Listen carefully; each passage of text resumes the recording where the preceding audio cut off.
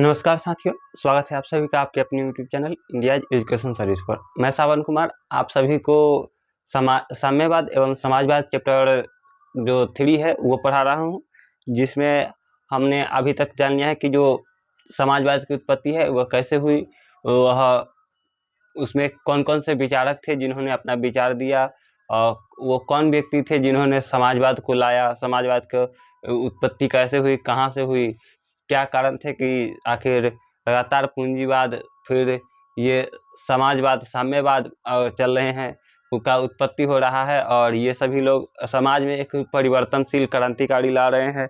उसी तरह एक अब आएगा मार्क्सवाद सिद्धांत, समाजवाद साम्यवाद सिद्धांत को मिला करके जो एक सिद्धांत आएगा जिसे जो मार्क्सवाद होगा, और ये सिद्धांत जो है कार्ल मार्क्स के द्वारा लाया जाएगा। तो हम जो पिछले वीडियो में पढ़े थे कि जो पहले ये जो कार्ल मार्क्स से पहले का जो समाजवाद था यानी यूरोपियन समाजवाद था, वह क्या था, उसमें किस के बारे में चर्चा किया था। तो उसमें हम लोगों ने कुल 5-6 व्यक्तियों के विचारक थे जिन्होंने अपना अपना विचार अलग अलग दिया। जैसे एक सेंट साइमन थे, फ्रेडरिक थे और भी बहुत सारे लोग थे जिन्होंने अपना अपना विचार इस जो मार्क्सवाद सिद्धांत है जो समाज में साम्यवादी परिवर्तन लाना चाहते हैं, उन लोगों ने अपना अपना एक सिद्धांत दिया है। तो इसी तरह इसमें हमें जानना है इस वीडियो में कि ये जो यूरोपियन समाजवाद है यानी कार्ल मार्क्स के पहले का समाजवाद तो हमने पिछली कक्षा में पढ़ लिया, पिछले वीडियो में पढ़ लिया।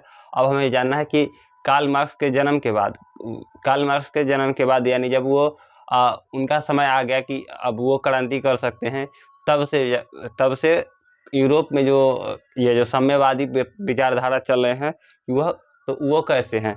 तो इस वीडियो में हमें ये जानना है। तो सबसे पहले जानना है हमें कि कार्ल मार्क्स का जन्म कब हुआ, उनकी शिक्षा दीक्षा के बारे में। आज तो हम लोग सिर्फ इनकी जो है कि जीवनी के बारे में सिर्फ जानना है, क्योंकि हमारे एग्जाम में ऐसे प्रश्न आ सकते हैं कि कार्ल मार्क्स के जीवनी बताइए, साथ ही उनका सिद्धांत भी लिखने को कह सकता है, या सिर्फ कार्ल मार्क्स के सिद्धांत के बारे में पूछा जा सकता है।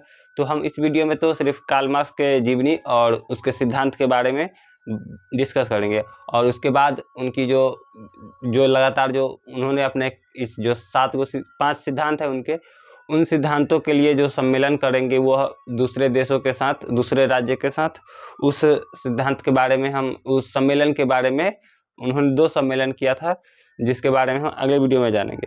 तो देरी नहीं करते हुए हम लोग शुरू करते हैं। हमें जानना है कि कार्ल मार्क्स कौन थे। तो कार्ल मार्क्स का जन्म 5 मई को 1818 ईस्वी में जर्मनी के एक राइन प्रांत के टियर नामक नगर में होता है। टियर नामक नगर में होता है। यह जो थे यहूदी थे। यहूदी कहने का मतलब जैसे हम लोगों का अपना अपना धर्म होता है, सबका एक मुस्लिम धर्म, एक हिंदू धर्म, बौद्ध जैन धर्म जो है, उसी तरह इनका एक यहूदी धर्म होता है। यह जर्मनी में ये जो धर्म है यह जर्मनी में था। तो उनका जन्म एक यहूदी परिवार में होता है। तो इनके पिता के बारे में अब हमारे बुक में दिया गया है कि वह जो पिता थे, कार्ल मार्क्स के पिता हेनरिक मार्क्स थे। वह एक प्रसिद्ध वकील थे। यानी जो कार्ल मार्क्स है उनका जो बचपन से बैकग्राउंड रहा है, उनको जो भी शिक्षा मिली अब तक के, वह नियम और कानून के बारे में अच्छी जानकारी मिली। जो हमारे समाज में क्या हुआ नहीं हुआ इसके बारे में जानकारी मिला, क्योंकि उनके जो पिता हेनरिक है वह प्रसिद्ध वकील है, एक जर्मनी के सबसे अच्छे मतलब फेमस वकील में से एक है। तो इसमें तो हमें जानना है कि कार्ल मार्क्स का जन्म कब हुआ। तो कार्ल मार्क्स का जन्म 5 मई 1818 ईस्वी में जर्मनी के राइन प्रांत के टियर नामक स्थान पे हुआ, और इनके पिता जो हेनरिक मार्क्स है वह एक प्रसिद्ध वकील है। और जो कार्ल मार्क्स है उनकी जो शुरुआती जो शिक्षा होगी वह उन्हीं के लोकल जो यूनिवर्सिटी है यानी बुने यूनिवर्सिटी करके है कोई, उन्होंने जो कार्ल मार्क्स है फिर वो जब बड़े होते हैं तो उन्होंने भी अपनी जो शिक्षा दीक्षा है वह लॉ के फील्ड में ही किया। और उन्होंने जो भी अपनी शिक्षा ली वह 2 जगहों से पढ़े, जिसमें से उन्होंने सभी जगह पे वकालत की ही पढ़ाई की थी। और उनकी जो शादी है वह अपने बचपन के मित्र जो जेनी है उनसे विवाह करते हैं। तो इसके बारे में हमें जानना है। Karl Marx Karl Marx Marx हिंगले के विचार से प्रभावित थे। मार्क्स हिंगले के विचार से प्रभावित थे। 1843 ईस्वी में बचपन के मित्र जेनी से विवाह किया। उसने राजनीतिक एवं सामाजिक इतिहास पर मॉन्टेस्क्यू एवं रूसो के विचार का गहन अध्ययन किया। जो हमारे ये कार्ल मार्क्स है, तो उन पर जो मार्क्स हिंगल है, एक उन्हीं के तरह था, कोई उनका दोस्त रहा होगा या उनके कोई राजनीतिक गुरु रहे होंगे, कॉलेज के गुरु रहे होंगे, जिनका विचार उन पर बहुत प्रभाव डाली। और फिर जब उनका शादी हो गया, उनका जो बचपन के मित्र जेनी है, उनसे शादी होने के बाद मॉन्टेस्क्यू और रूसो का विचार का उन्होंने बहुत अध्ययन किया और उन्होंने इतिहास का जो है वह 5 वर्गों में बांटा। जैसे सबसे पहले वो आदि मानव वाला था, वो आदि मानव का युग बांटा, फिर दासता का युग, फिर समानता का, पूंजीवादी का, साम्यवादी का, और एक अब जो उनका विचार से था मार्क्सवादी युग। इस प्रकार से उन्होंने इतिहासों को कई भागों में बांटा, यानी 5-6 भागों में बांटा, जिनमें सबसे प्रमुख उनका था मार्क्सवादी युग, फिर उनसे पहले था साम्यवादी, फिर समाजवादी युग, उससे पहले पूंजीवादी युग। इस प्रकार से उन्होंने इतिहास के जो इतिहास है उसे बहुत अपने दृष्टिकोण से अपने अध्ययन के लिए उन्होंने बहुत सारे भागों में बांट दिया। तो ये प्रभावित हुए मॉन्टेस्क्यू और रूसो के विचार से प्रभावित होने के कारण उन्होंने ये इतिहास को के अध्ययन के लिए इस प्रकार से युगों में बांट दिया।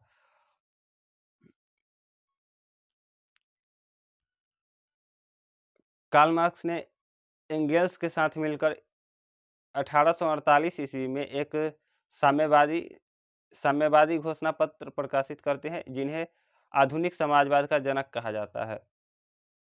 तो जो कार्ल मार्क्स है, एंगेल्स उनका जो मित्र है, जेनी की तरह ही एंगेल्स उनका एक मित्र है, जो 1848 ईस्वी में उनके साथ मिलकर के समाजवादी घोषणा पत्र एक निकालते हैं, जो कह रहे हैं कि ये जो उनका जितना भी एंगेल्स का, रूसो का और मॉन्टेस्क्यू का जिस प्रकार का विचार था, उसी प्रकार से वो जो उनका फिर कार्ल मार्क्स का विचार था, वह अपने इस जो समाजवादी घोषणा पत्र है उसमें छापा करते थे।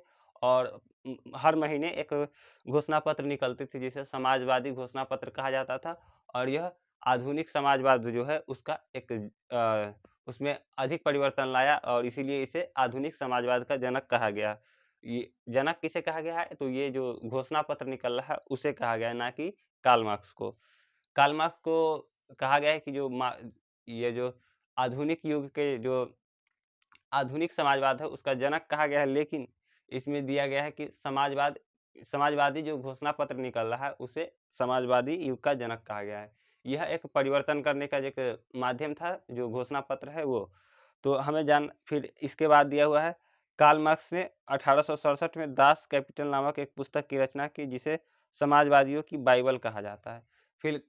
फिर कार्ल मार्क्स जो है 1867 में दास कैपिटल नामक एक पुस्तक की रचना करते हैं, जिसे समाजवादियों का बाइबल कहा जाता है। बाइबल जैसे ईसाइयों का जो प्रमुख बुक है वो बाइबल कहा जाता है, हम लोगों का हिंदू धर्म में ग्रंथ होता है जो सबसे प्रसिद्ध बुक है, ग्रंथ रामायण जो है हम लोगों का बाइबल है। और मुसलमानों में जैसे कुरान होता है उनका प्रसिद्ध बुक, उसी तरह समाजवादियों का एक बाइबल लिखा गया, जो समाजवादियों की बाइबल कहा जाता है। लेकिन इस समाजवादी की बाइबल के रचनाकार कार्ल मार्क्स थे, जिन्होंने 1867 ईस्वी में दास कैपिटल नामक जो पुस्तक लिखी, उसे समाजवादियों का बाइबल कहा जाने लगा। तो इसी प्रकार से उनका जो जीवनी था उनका तो खत्म हो गया जीवनी, लेकिन अब लास्ट है बचा हुआ कार्ल मार्क्स की मृत्यु। 15 मार्च 1843 ईस्वी में इनकी मृत्यु हो जाती है। तो ये तो उनका जीवनी था, और दूसरा भाग है इनका सिद्धांत, तो इसके बारे में हमें जानना है। तो कार्ल मार्क्स ने जो है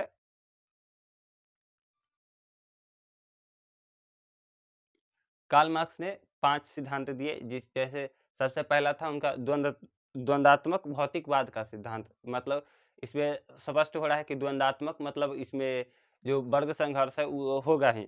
द्वंद्वात्मक कहने का मतलब है जो 2 व्यक्ति यानी पूंजीपति वर्ग और श्रमिक वर्ग जो है, उन दोनों के बीच में भौतिकवाद के लिए सिद्धांत होगा, यानी संसाधन पे किसका अधिकार होगा, इसके लिए उनमें जो वर्ग संघर्ष है वो होगा।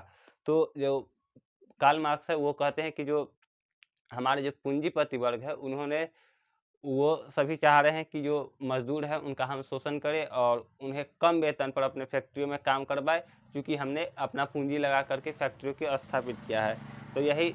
तो इसीलिए इन दोनों के बीच में एक द्वंद्व यानी लड़ाई छिड़ जाएगा। इसीलिए सबसे पहला उन्होंने सिद्धांत दिया द्वंद्वात्मक भौतिकवाद का सिद्धांत, क्योंकि भौतिकवाद में वो सभी सुख सुविधा जो पूंजीपति वर्ग है उठाते हैं, वो आराम से रहते हैं।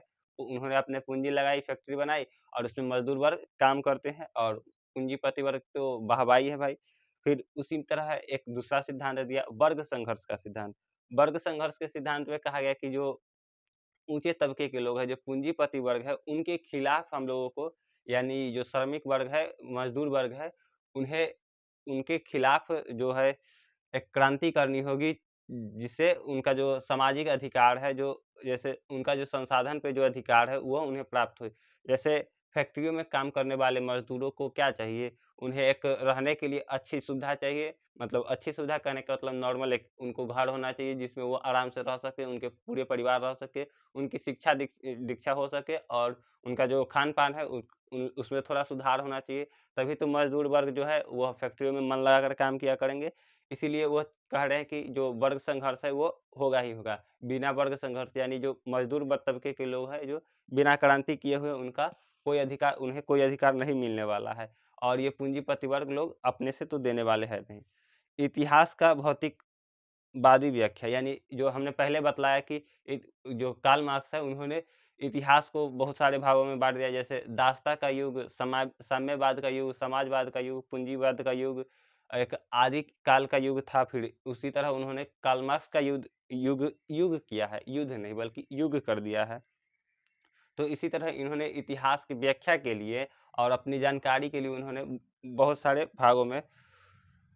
भागों में उनको उसको इतिहास जो है उन्होंने जितना भी इतिहास पढ़ा उसे विभाजित कर दिया कि अब ऐसे वर्ग आए, फिर ऐसे वर्ग आए, क्योंकि ये जो दास्ता का सिद्धांत है वह आदिकाल से ही चले आ रहा था। तो इन्होंने वो बताया उन लोगों को, जैसे जो यूरोप के लोग हैं, लोकल लोग हैं, जो मजदूर तबके के लोग हैं, उनको बताया कि जो ये जो मजदूरों का जो शोषण है वह इतिहास से चले आ रहा है और यह प्रथा अभी चेंज नहीं होने वाली है जब तक कि कोई खूनी क्रांति ना होगी, जब तक कि कोई बड़ी सी क्रांति नहीं होगी। औद्योगिक क्रांति तो हो गई मगर मजदूर तबके की जो स्थिति है उसमें सुधार के लिए जब तक कोई खूनी क्रांति नहीं होगी तब तक इनकी स्थिति में कोई परिवर्तन होने वाला नहीं है। मूल्य और अतिरिक्त मूल्य का सिद्धांत, कहने का मतलब है मूल्य, जो वस्तु का उत्पादन हुआ है उसका जो मूल्य है उस पे अतिरिक्त जैसे कर लगा दिया जाता है, तो फिर इम्पोर्ट का जो ड्यूटी है दूसरे स्टेट में बेचने के लिए उस पर जो लगा दिया जाता है। फिर एक जो माल ढुलाई के लिए जो खर्च लगता है और स्थानीय कर देना पड़ता है, इस प्रकार से बहुत सारे कर देना पड़ता था जिससे उसके मूल्य में अतिरिक्त वृद्धि हो जाती थी। तो यह वृद्धि ना हो इसके लिए फिर संघर्ष कार्ल मार्क्स का मतलब था कि जो ये जो बीच में बिचौलिए जो आ रहे हैं उन्हें ख़त्म किया जाए। वो इस प्रकार से जो मजदूर तबके के लिए जो आ रहे हैं जितने भी वस्तु है उस पे इन्हें उतना महँगा ना किया जाए। इस प्रकार से था एक राज्यहीन और वर्गहीन समाज की स्थापना। राज्यहीन कहने का मतलब है कि कोई भी जितना भी जो दुनिया में स्टेट है, जो भी राज्य है, जैसे उनका खुद जर्मनी, इटली, जापान जो भी है यूरोप में जितने सारे देश हैं उनका कोई राज्य सीमा ही ना हो। तो ये तो संभावना था। फिर वर्गहीन समाज मतलब उनका मतलब था कि पूंजीपति वर्ग ना हो, श्रमिक वर्ग ना हो, सभी लोग जो है समाज में इक्वल माने जाए कि ये भी एक व्यक्ति है, ये भी एक इंसान है, ये भी इंसान है, इस प्रकार से हो। उनका मानना था कि जो वर्गीकरण किया गया है, जैसे श्रमिक वर्ग है और पादरी वर्ग जो भी है उनका पूंजीपति वर्ग, उस प्रकार से वर्गों में ना विभाजित किया जाए। यही उनका सिद्धांत था। तो कार्ल मार्क्स के कितने सिद्धांत थे? 5 सिद्धांत थे और उनके मृत्यु हुई 15 मई 1800 15 मार्च 1843 ईस्वी में हुआ और उनके जन्म के बारे में जानना है। तो कार्ल मार्क्स का जन्म 5 मई 1818 ईस्वी में जर्मनी के रियान प्रांत के टियर नामक नगर में हुआ। वह एक यहूदी थे, ठीक है। लेकिन कार्ल मार्क्स के बारे में यह भी कहा जाता है कि जब वो बड़े हुए तो उन्होंने ईसाई धर्म को अपना लिया, इसीलिए उन्होंने जो दास कैपिटल लिखा उसका नाम समाजवादियों की बाइबल रख दी, क्योंकि अब वो बाइबल भी बाइबल धर्म को मानते थे, बाइबल पुस्तक को प्रसिद्ध बुक, अपना जीवन का सबसे अच्छा बुक मानते थे, इसीलिए उन्होंने उसे समाजवादियों की बाइबल कह दी। तो ये थे कार्ल मार्क्स की जीवनी के बारे में, उनके सिद्धांत के बारे में, और हम अगले वीडियो में जानेंगे कि जो उन्होंने जो सम्मेलन किए इसके बाद, उसके बारे में, और उनकी विचारधारा से क्या-क्या परिवर्तन हुए उनके यूरोप में, इसके बारे में पार्ट बाय पार्ट जानते रहेंगे। तो आज के लिए इतना ही काफ़ी है। जय हिंद, जय भारत।